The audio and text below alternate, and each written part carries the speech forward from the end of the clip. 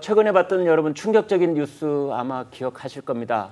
한 유튜버가 임신 36주 차에 낙태를 했다 그러면서 그 과정을 유튜브로 공개를 해서 큰 파장이 일었었습니다.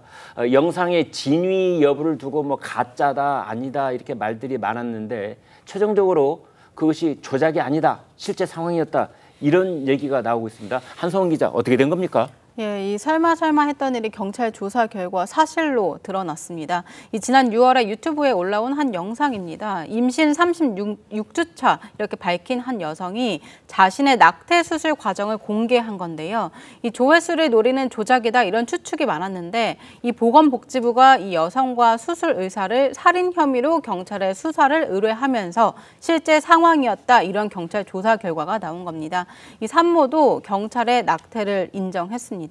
또 경찰은 영상을 게시한 20대 산모 이 여성 2차례 조사를 하고 이 수도권에 있는 해당 병원도 압수수색했습니다. 경찰은 산모와 낙태 수술을 한 담당 의사를 둘 다 살인 혐의로 입건을 했는데요. 이 경찰 관계자는 병원을 압수수색한 결과 태아는 숨진 것으로 확인이 됐다면서 이 병원 기록에 사산으로 적혀 있었다고 말했습니다. 경찰은 더 넓혀서 이 병원 관계자들을 좀 조사하고 있습니다. 네, 이 변호사님. 자, 이 정도 행동은 살인 혐의가 적용되는군요. 그러니까 원래는 사실관계를 좀 봤을 때는 형법상 낙태죄에 가깝기는 가깝습니다. 낙태죄에 가까운데, 네. 근데 다만 이제 임신 몇 주 차냐에 따라서 달라지는 겁니까? 그렇죠. 24주 차까지 이상이 되면 보통 이제 낙태죄로 처벌을 하는데, 네. 2019년 24주 이내면 이상이 지났으면.